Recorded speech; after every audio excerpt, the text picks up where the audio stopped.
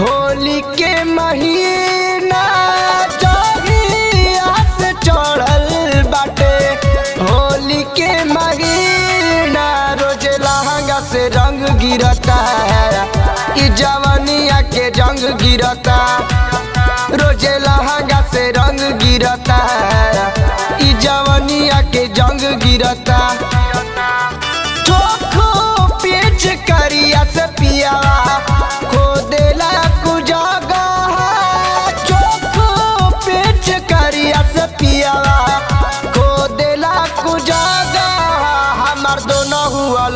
सिरता है रोजे लहंगा से रंग गिरता रोजे लहंगा से रंग गिरता है ई जवानिया के जंग गिरता जंग गिरता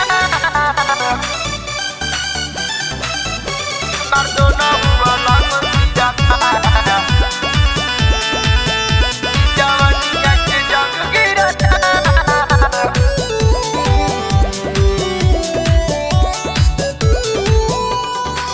दिन दुपहरिया लूटे लहरिया डाली के वारी में कीली हो दिला दर्द मारल हमके ना छोड़ी कहे पलंग खूब हिली हो दिन दुपहरिया लूटे लहरिया डाली के वारी में कीली हो दिला दर्द मारल हमके ना छोड़ी कहे पलंग खूब हिली हो फेरी फेरी नजर हमरा चोलिए पे रहे सन भतार देखी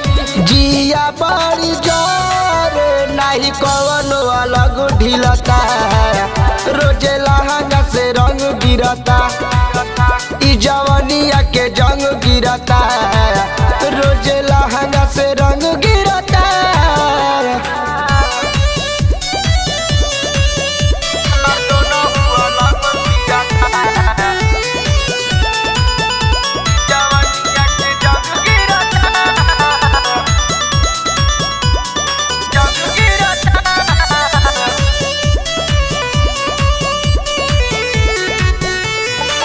नया नया रंग बा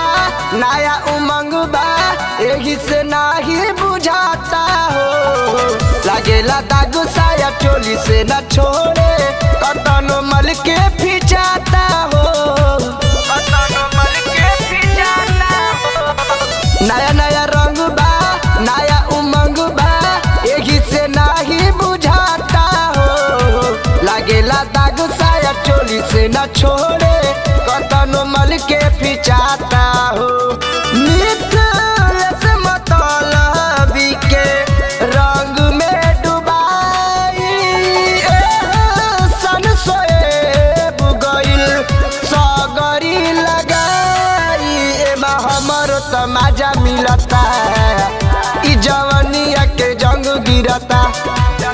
रोजे लहंगा से रंग गिरता